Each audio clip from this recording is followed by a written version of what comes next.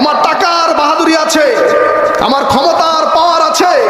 আমি অপরাধ করলে আমাকে বিচার করার কেউ নেই, আমি খুন করলেও আমাকে গ্রেফতার করার কেউ নেই, আমি ধর্ষণ করলেও আমাকে গ্রেফতার করার কেউ নেই। এই জন্য প্রকাশ্যে খুন করে, প্রকাশ্যে গুলি করে, প্রকাশ্যে হত্যা করে, তারপরেও সে তার বহাল হালতেই, তার অবস্থাতেই সে অবস্থান করে, ঠিক কিনা? তো সম্মানিত হাজরিন,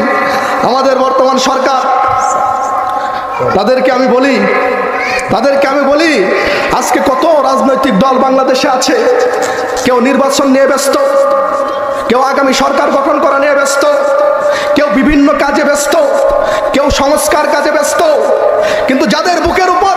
বর্তমান সরকার দাঁড়িয়ে আছে, যাদের রক্তের উপর বর্তমান সরকার দাঁড়িয়ে আছে, যে সকল মায়ের সন্তানের জীবনের বিনিময়ে বর্তমান সরকার দাঁড়িয়ে আছে, যে সকল সন্তানকে এতিম হওয়ার বিনিময়ে বর্তমান সরকার দাঁড়িয়ে আছে, এই সন্তানকে যারা এতিম বানিয়েছিল, মাকে যারা সন্তান হারা বানিয়েছিল, বোনকে যারা স্বামী হারা বানিয়েছিল, আমার 2000 সন্তানের বুকে যারা বুলেটের গুলিতে বুকটাকে যাত্রা করে দিয়েছিল, তাদের বিচারের কথা কোন দলেই বলতে শুনি নাই, কোন দলেই বলে নাই। চিল্লা বলেন ঠিক কিনা? সুতরাং